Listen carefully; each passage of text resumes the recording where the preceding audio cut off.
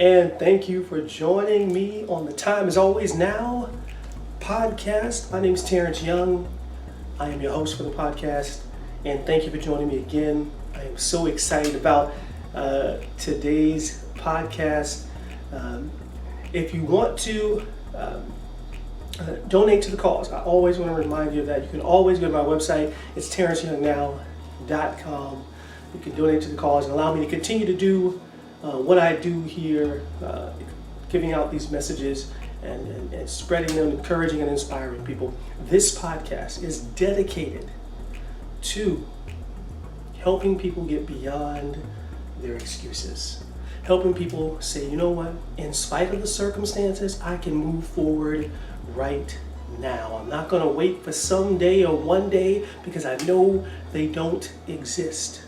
The time is always now. If I want to do something to move my life forward, to improve my life for the better, then this is the time to do it right now. There's something I can be doing right now to change my life. And that is what this podcast is all about. Empowering people, encouraging people to move forward and change their lives for the better right now. So I'm excited about today's podcast. I was scrolling through, I think it was Instagram I was on, and I saw this quote, and it really resonated with me. I want to share it with you. It's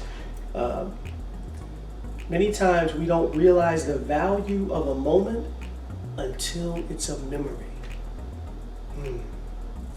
Many times we don't realize the value of a moment until it's a memory. That's a powerful, powerful statement. It's so true. I think we all can go back in our lives and think about times where we had a moment, we didn't realize the value of it then, but once it became a memory, then we're like, wow, I'm so glad I went through that experience.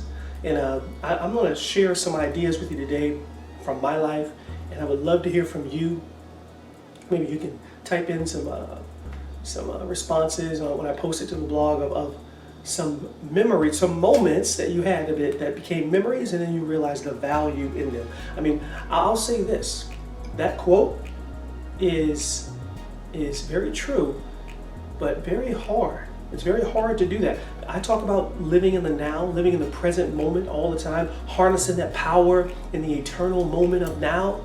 Yes, I talk about it all the time. I share it all the time. I believe in it, but this quote saying we don't realize the value in a moment until it's in memory, it's true. It's very hard to realize the value in all of our moments until they're in memory. But when we're living in that power, in the eternal moment of now, when we stay there, and it's hard, I get it, but when we stay there as much as we possibly can, that's when we can recognize and realize the value in our moments before they become a memory. And when you do that, you're living in bliss, you're living in joy, you're living in hope, you're living in the spirit, you're living in the I am, you're living in the presence of God, because God dwells in the eternal moment of now. So let me share with you a couple of ideas, a couple of stories from my life of how I didn't recognize the power of the moment until it became a memory. And now I'm going back and saying, wow, that was great.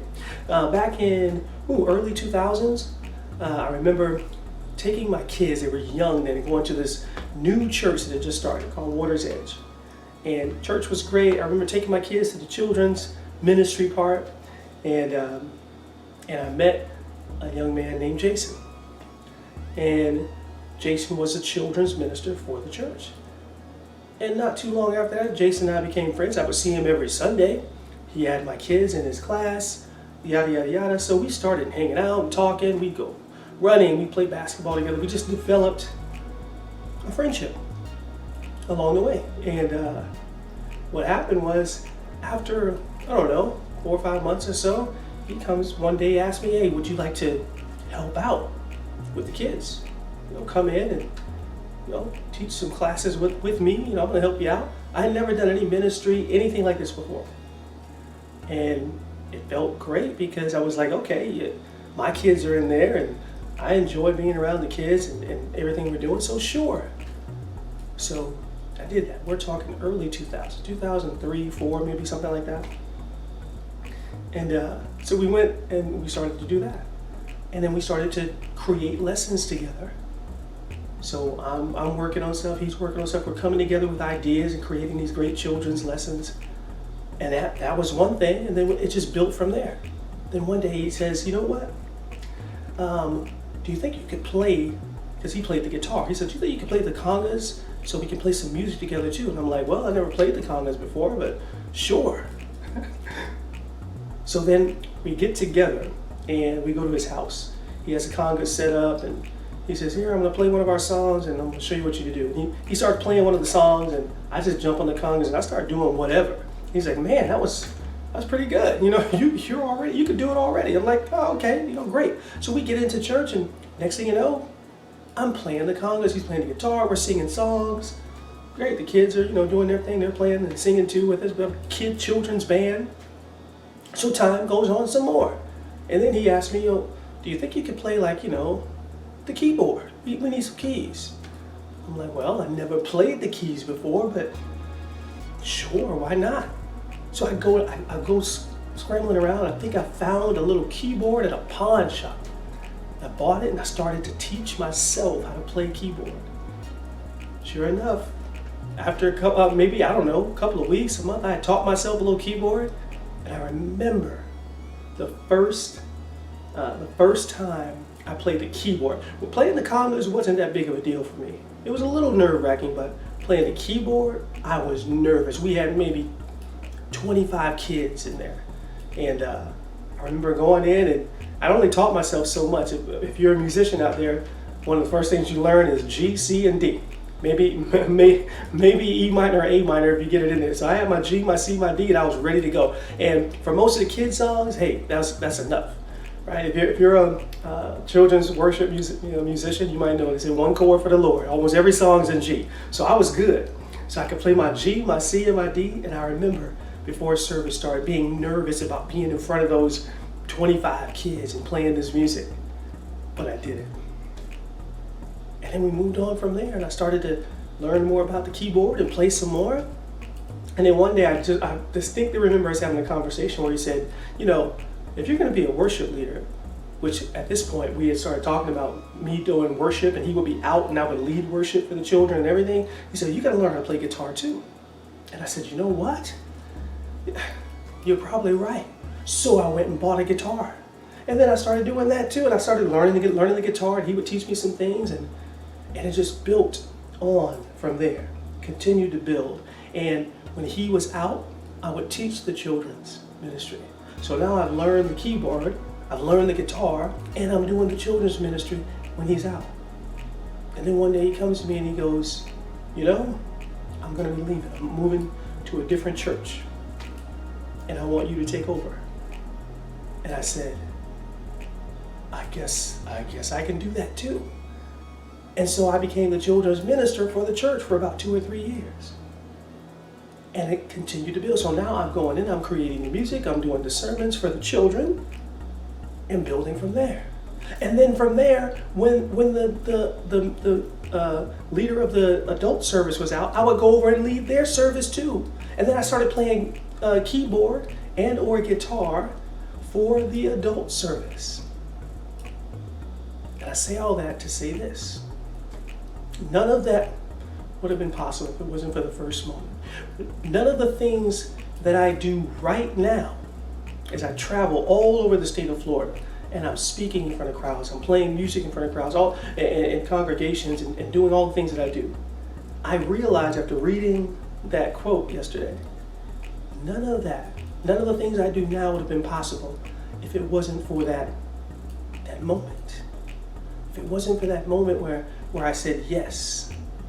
When Jason asked me, hey, do you want to come in and help out with the kids? And I said yes.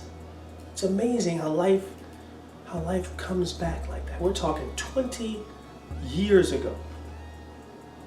None of the things that I do now would have been possible if I wouldn't have walked in front of those kids and played that G, C, and D, because that's all I knew at the time on that little keyboard that I had. None of it would have been possible if it weren't for that moment. So I'm recognizing now the power in that moment. It's a distant memory now, but wow, so, so powerful. What is it in your life? What moments have you had in your life that are distant memories now, but now you're realizing the power of going through them? You're realizing what they meant to your life. Isn't it great? I want you to really think about that. I'm going to put that in the show notes when I post it to the blog. And I want to ask that question. I want you to respond. Let me know what moments in your life that are distant memories now that you look back and say, boy, I sure am glad I went through that. That really helped me. That really shaped me. That really formed what I'm doing in my life right now. I'll give you an example. Look at some of your failures. Look at some of your failures, and I guarantee you'll have some powerful lessons from those failures, from those memories that you can see now and see the power in them. I'll share this with you. New York City Marathon. That was 2003. That was my first marathon. I'd never run a marathon before.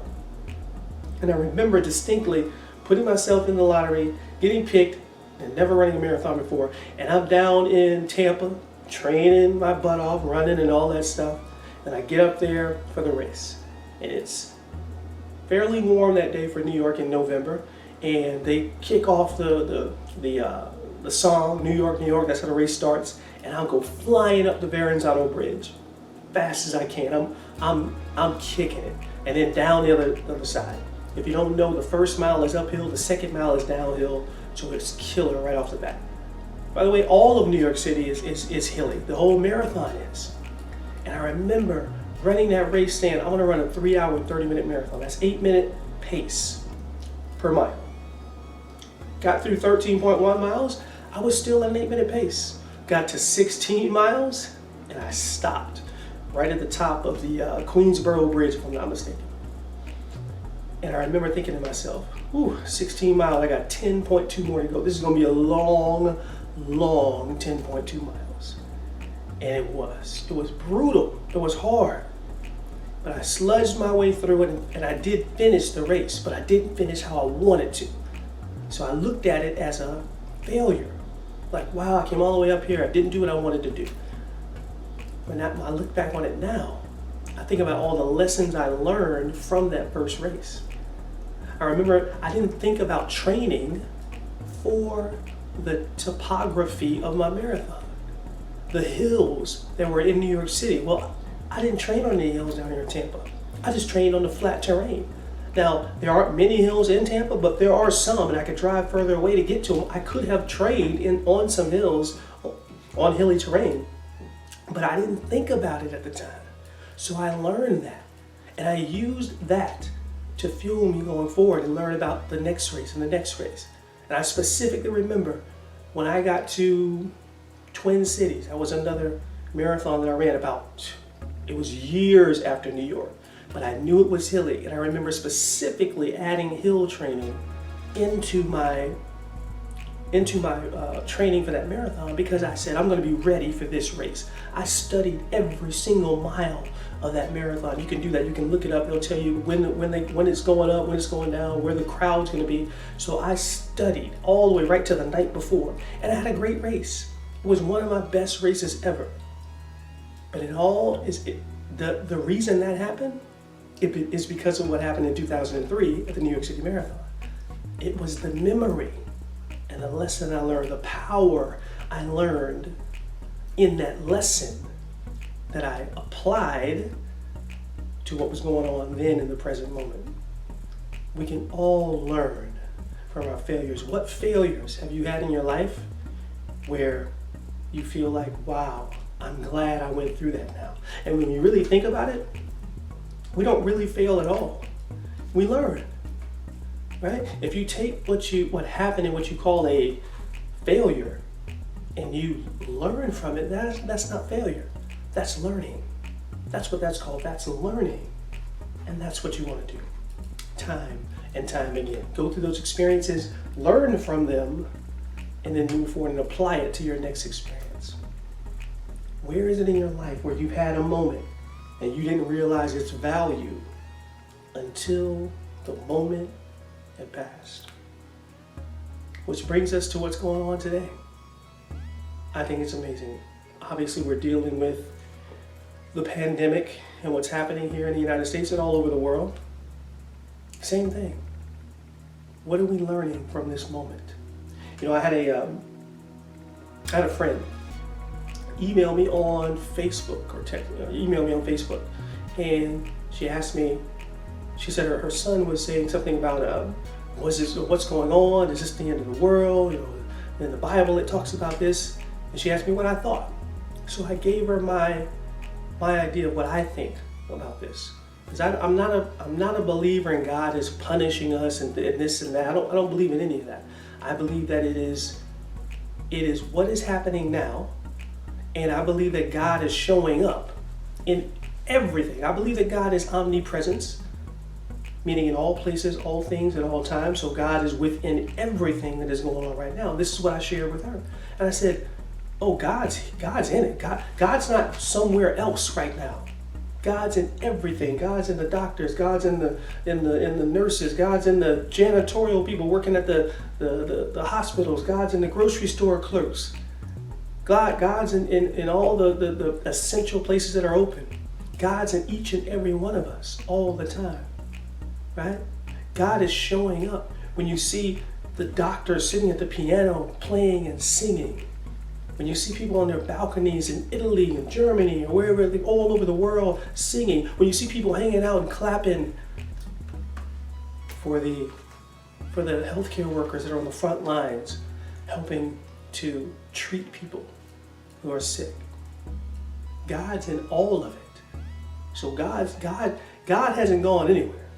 I always tell people, if you feel like you're far away from God, ask yourself this: who moved? Because God ain't going anywhere. God's in all of this, and God is showing up beautifully every single day. Ask yourself this question though: how are you showing up? Are you showing up as the face of God? That's the important thing, because that's how God shows up, through us, each and every day. As we go through this moment, what are we learning from this moment? What is the value we can take from this moment? I can think of a ton of value. I'm sure many of you have seen it as well. But if you don't see the value, let me share a couple of things with you. We're spending way more time with our families. I'm seeing on Facebook and things like that, because you can't go out much, but even I'm seeing outside in my complex more people working out and running together, couples running together. I'm seeing kids playing and coloring on the sidewalks. People are spending more time with each other and actually speaking to each other. Yeah. I'm seeing more people show compassion out in the world. I'm seeing music change people and move people, even though we can't be in the physical room, still be able to experience it. I'm seeing people support each other more than ever before. I'm seeing all those things now. That's the value that's coming out of this experience that's going on right now. Don't wait for it to be a distant memory before you see the value that's going on right now. It's in it. So, as I always say, if you look for it, if you seek, you shall find. If you look for God in something, you'll find it. You will see it. Always. Because God's here. God is not going anywhere. So seek the value in this moment while we're going through it. And if you do that, it'll change your life. And then you can unequivocally say, I own the now, and I have won. I appreciate you for being with me today. Thank you for listening. Thank you for being a listener to this podcast. Thank you for sharing it as well. Share this with your friends. Share it with your family. Share it with your coworkers. I want the masses to get this message. I want the masses to hear this message, to encapsulate this message, to feel it and then exude it out into society so everyone can understand. The time is now. The time is always now. And realize the value in this moment that we're going through right now. Don't wait for it to be a distant memory. Realize it right now and feel that value. Let it touch you. Let it move your soul. I appreciate you and I thank you, my friends. My name is TY. I'm signing off. Remember that the time is always now.